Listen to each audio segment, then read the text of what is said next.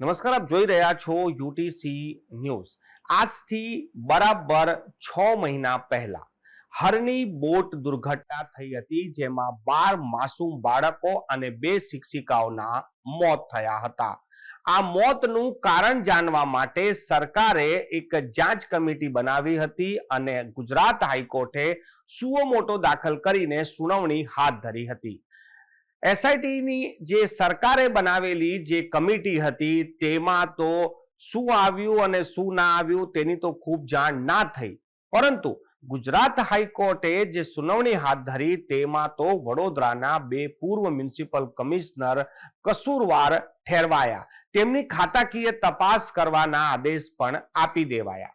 પરંતુ આજે જ્યારે 6 મહિના થઈ ગયા છે અને આ મામલામાં જે ગોકળ ગતિથી કામ થઈ રહ્યું છે તેને લઈને શહેર કોંગ્રેસ અને મૃતક બાળકોના પરિવારજનો ગાંધીનગર ગૃહ ગાંધીજીની પ્રતિમાની નીચે ધરણા પર બેઠા હતા।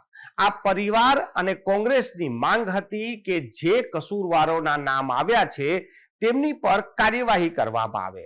મૃતક બાળકોના પરિવારોનું તો કહેવું છે કે આ જે અધિકારીઓના નામ આવ્યા છે એચ.એસ. પટેલ અને ડોક્ટર વિનોદ રાવ, એ વિનોદ રાવ તો હાલ પણ તેમની સેવા ચાલુ જ છે, તેમને સસ્પેન્ડ કરવામાં આવે તેવી પણ માંગ કરવામાં આવી રહી છે।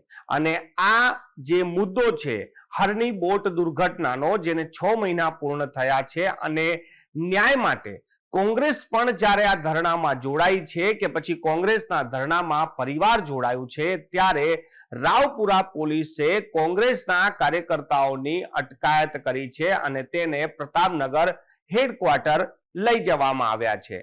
હેડક્વાર્ટરમાંથી પણ કોંગ્રેસના નેતાઓએ વિડીયો સેન્ડ કર્યા છે, તસવીરો સેન્ડ કરી છે કે પોલીસ પ્રતાપનગર હેડક્વાર્ટર ખાતે પણ કોંગ્રેસના ધરણા ચાલુ છે। કોંગ્રેસનું કહેવું છે કે આ ધરણા માટે શાંતિપૂર્ણ ધરણા માટે પરવાનગી માંગવામાં આવી હતી, પરંતુ પોલીસ દ્વારા પરવાનગી ના આપવામાં આવી અને ગાંધીનગર ગૃહ ખાતે ધરણા શરૂ થતાની સાથે જ તેમની અટકાયત પણ કરી લીધી। શહેરમાં આ જે દુર્ઘટના બની હતી અને આ દુર્ઘટના બન્યા બાદ સૌ કોઈની જુબાન પર એક જ વસ્તુ હતી કે આ ખોટું થયું છે અને કસૂરવારોને સજા થવી જોઈએ। પરંતુ આ વાતને આજે 6 મહિના થઈ ગયા છે, પરંતુ એવું કોઈ દેખાતું નથી કે કોઈ ઠોસ કાર્યવાહી થઈ હોય જે આંખે વળગીને આવે। અને તેથી જ હવે મૃતક બાળકોના પરિવારજનો પણ આ મામલાને લઈને અવાજ ઉઠાવી રહ્યા છે। તેમનું કહેવું છે કે ગુજરાત હાઈકોર્ટના કહ્યા બાદ તો વિનોદ રાવને સસ્પેન્ડ કરવા જોઈએ, તેમની ખાતાકીય તપાસના આદેશ પણ આપી દેવામાં આવ્યા છે।